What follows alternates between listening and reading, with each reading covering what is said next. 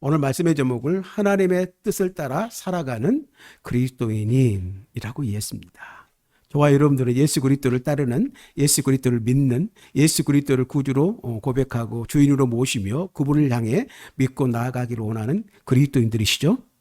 아멘. 그러면 오늘 하나님의 뜻에 맞는, 하나님의 뜻을 따라 살아가는 그런 그리스도인은 어떤 삶입니까? 오늘 맥주 감사절과 이 감사절과 함께 연관지어서 말씀을 정했습니다. 따라서 할까요? 기뻐하는 삶, 기도하는 삶, 감사하는 삶. 오늘 포인트는 감사에 있겠지만 오늘 바울 선생님은 오늘 데살로니가 교회를 향하여서 그 교회에게 꼭 필요한 말씀을 주셨어요. 오늘 이 말씀을 받는 오늘 우리 가정, 여러분들 속해 있는 교회로 부르신 여러분들의 가정과 오늘 우리 교회 가운데 꼭 필요한 말씀인 줄로 믿습니다. 무엇보다도 우리가 기뻐하는 삶을 살기 원하고 무엇보다도 하나님과 교제하며 기도하는 삶을 살기 바라며 더욱더 우리의 삶 가운데에서 물론 불평거리도 많이 있지만 그래도 감사가 그 위에 있는 오늘 우리의 모든 삶을 살아내길 바랍니다. 예. 오늘 이 바울은 데살로니가 교회 어떻게 보면 신앙생활 지침, 교회 생활 지침을 세 가지로 이야기를 해주셨습니다. 그것이 바로 오늘 우리가 읽은 말씀이죠. 항상 기뻐하라, 쉬지 말고 기도하라, 범사에 감사하라 라고 하는 이 세 가지 교회 생활 지침을 이야기해 주셨어요. 신앙생활 지침. 이러한 바울의 요구는 당시에 그런데 데살로니가 성도들이 지키는 것이 참 불가능한 상황 가운데 있었어요. 그 불가능한 상황이라는 것이 어떤 상황이냐면 데살로니가 전서의 그 내용들을 들여다보니까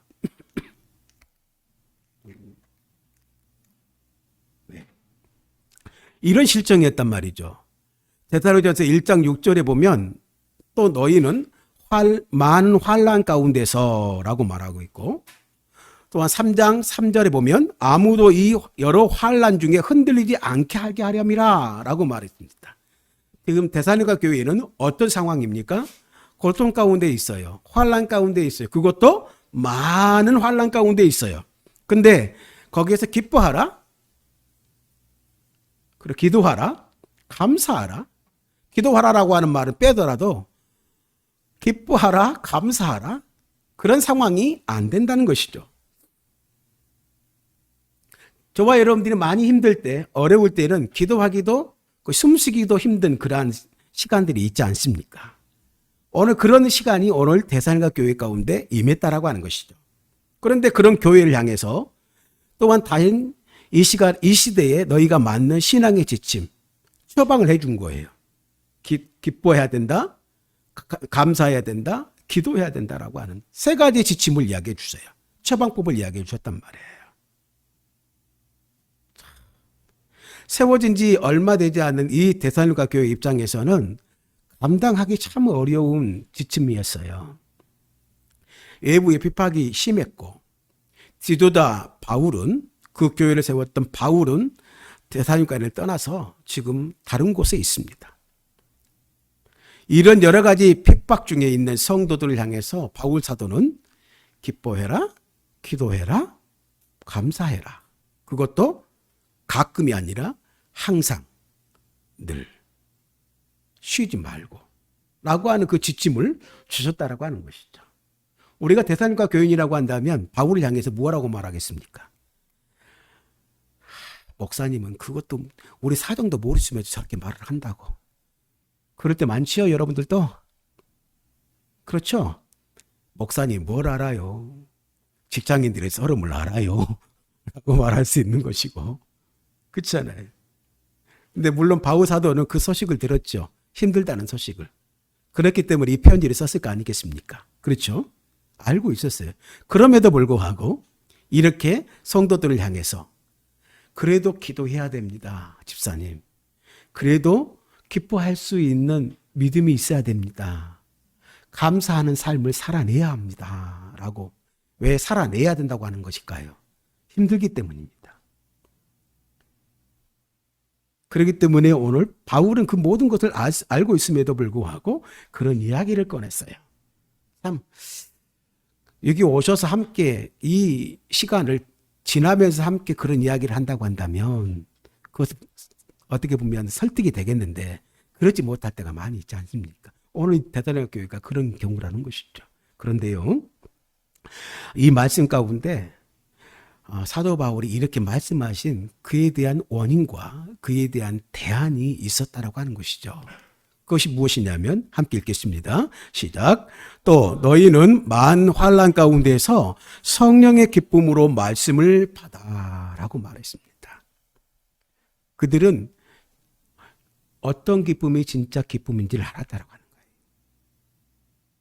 항상 기뻐하라고 하는 그 지침이 주어지기 전에 그들은 이미 그런 삶을 살았던 사람들이라고 하는 것이에요. 할렐루야.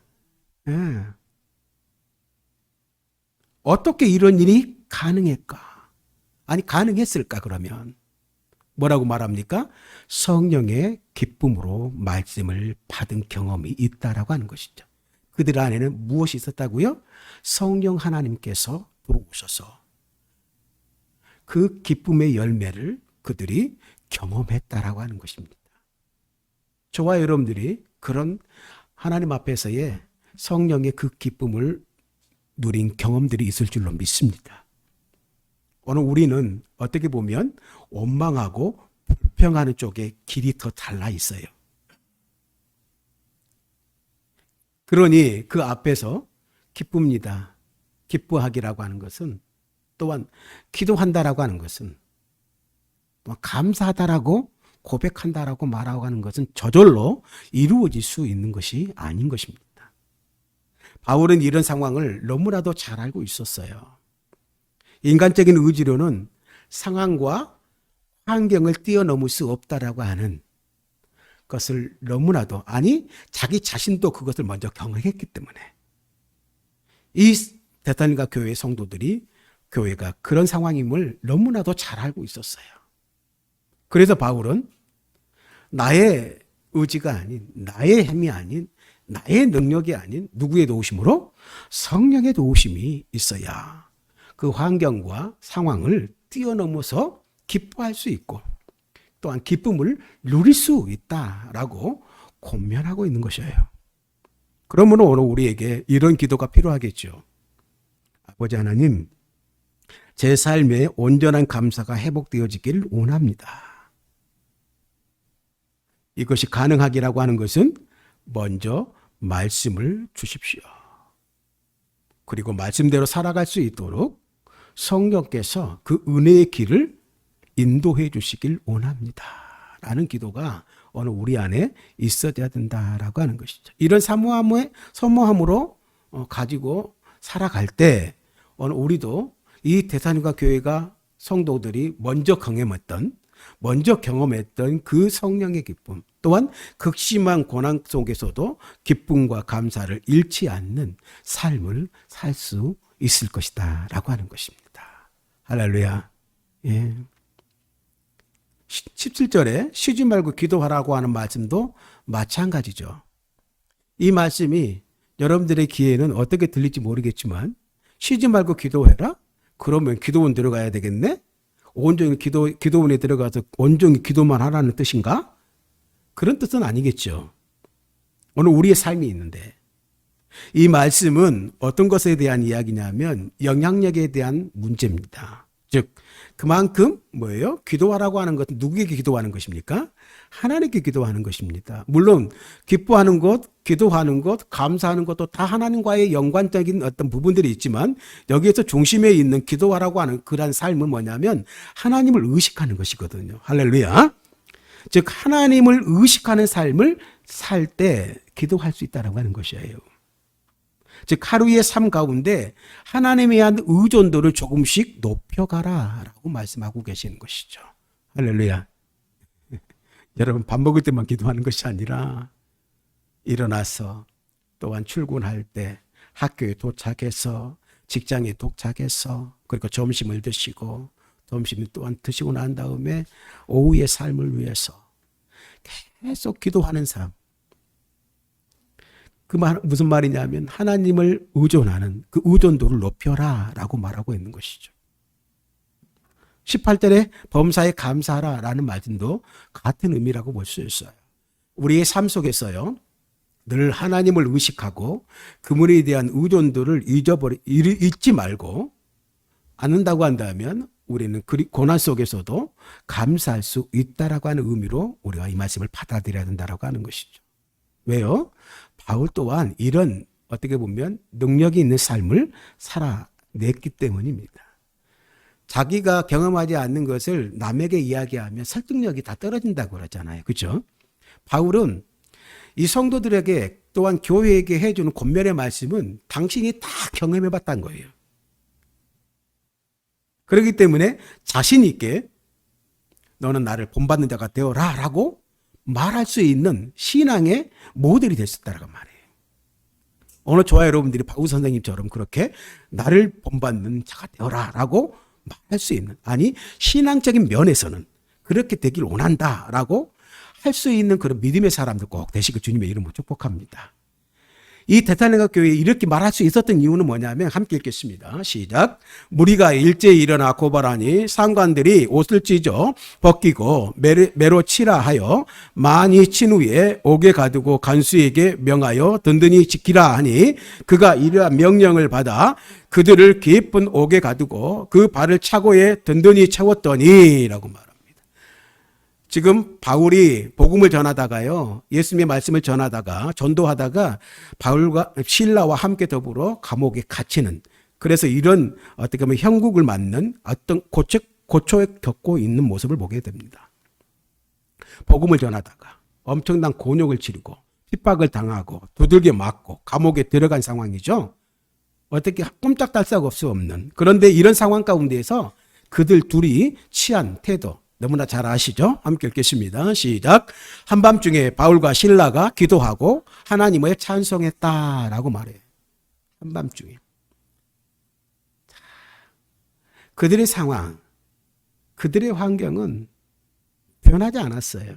어떤 상황입니까?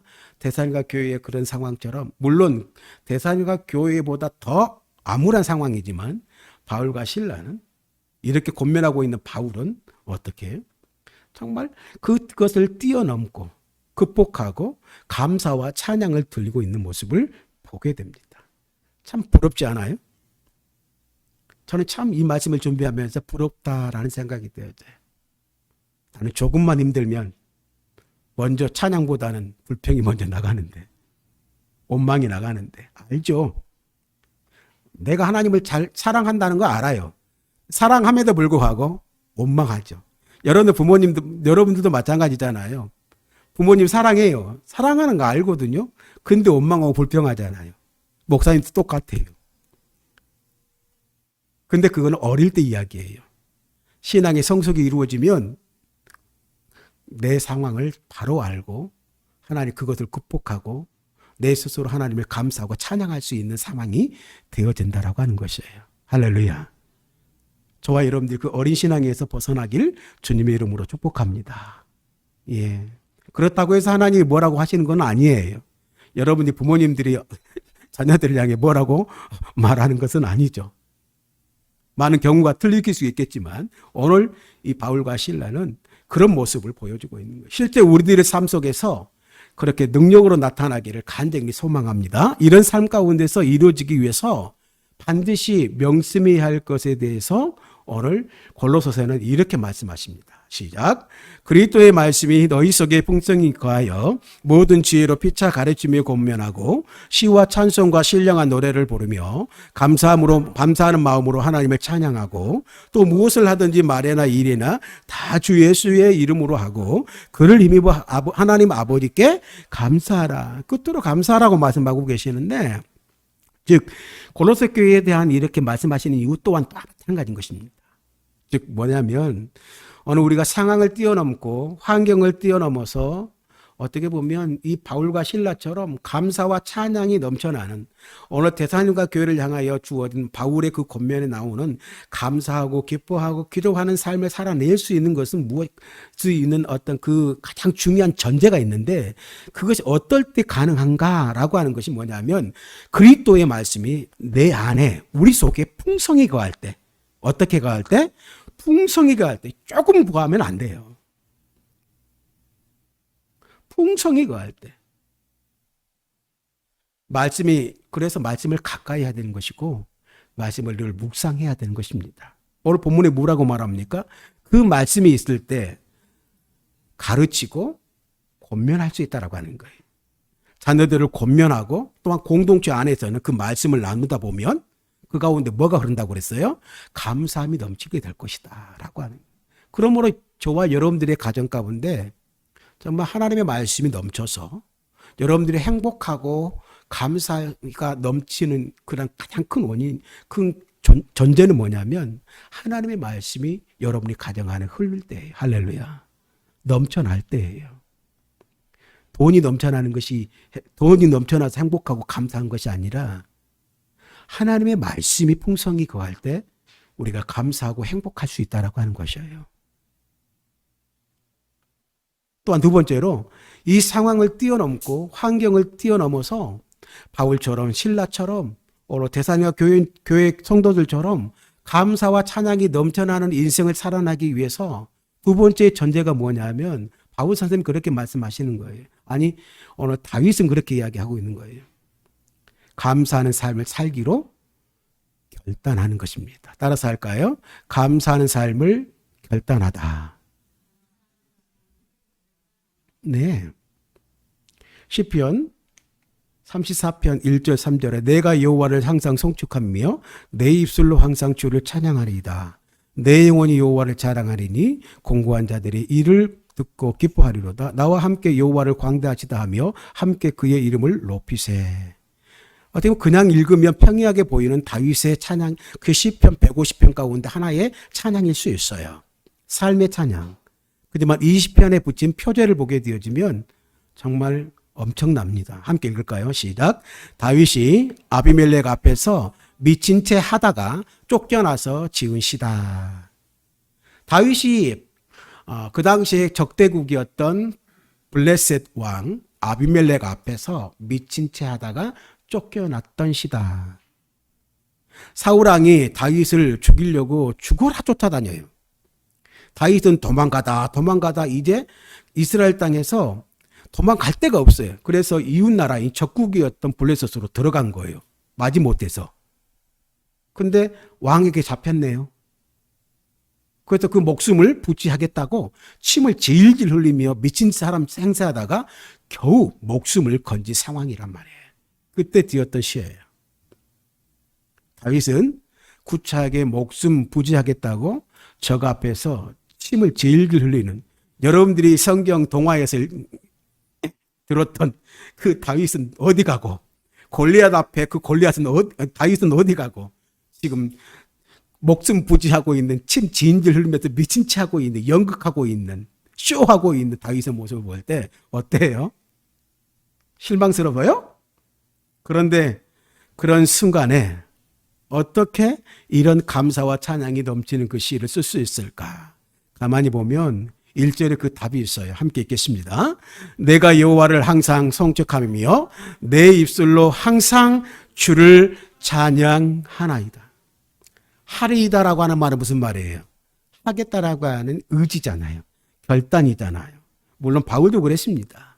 그러나 오늘 다윗의 시편을 예를 들어서 여러분들 쉽게 이 결단이 필요하다라고 하는, 감사하고 기도하고 기뻐하기로 한 그런 결단이 필요하다는 사실을 꼭 우리 가운데 말씀드리고 싶은 거예요. 다윗이 이러한 비참한 상황 가운데도 감사와 찬양을 들을 수 있었던 것은 그가 그렇게 하기로 결단했기 때문이다라고 하는 거예요. 내 마음을 확정했다라고 하는 거예요. 어떤 상황에도 감사와 찬양을 잃어버리지 않겠다라고 하는 결단과 선포인 거예요. 그렇기 때문에 그렇게 수치스러운 자리에서 빠져 죽고 싶은 상황 가운데서도 다윗 자신이 어떻겠어요? 그렇지만 감사할 수 있었다라고 하는, 그래서 감사의 결단이 중요한 이유예요. 이와 더불어서 정말 어떤 상황과 그러한 환경을 뛰어넘는 감사와 찬양의 삶을 살아내기 위해서는 중요한 결단보다 더 중요한 것이 있어요. 결단보다 중요한 게 뭐냐면 따라서 하겠습니다. 감사의 습관. 한마디로 그 결단으로 끝나버리면 안 된다는 것이죠.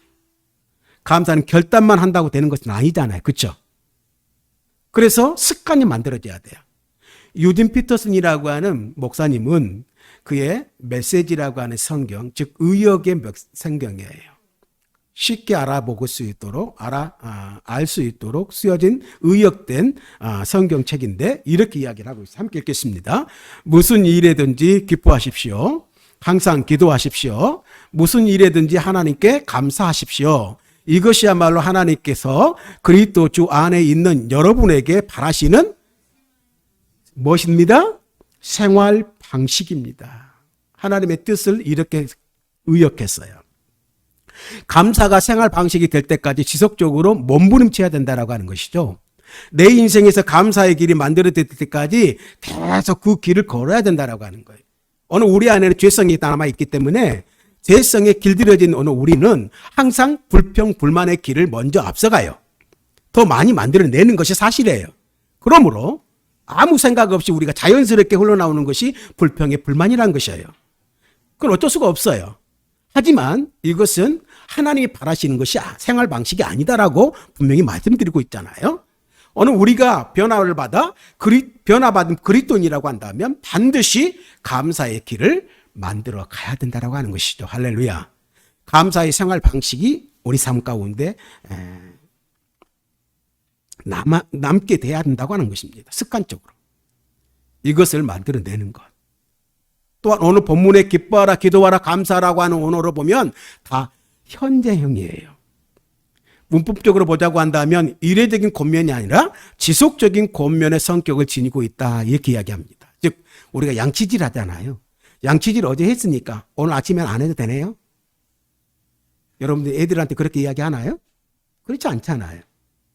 하물며 우리 큰 애들도 내가 이 양치질 안 하면 양치질 안 하고 하면 양치질 하라고 그래요. 즉 매일 해야 하는 거예요. 습관이 돼야 된다고 하는 거예요. 길이 만들어야 된다고 하는 거죠. 감사가 그래요. 불평 불만의 길이 나의 삶을 뒤덮고 있는 상황 속에서 우리는 감사를 결단하고 감사의 길을 만들기 위해서 감사의 습관을 만들기 위해서 노력해야 된다. 마지막으로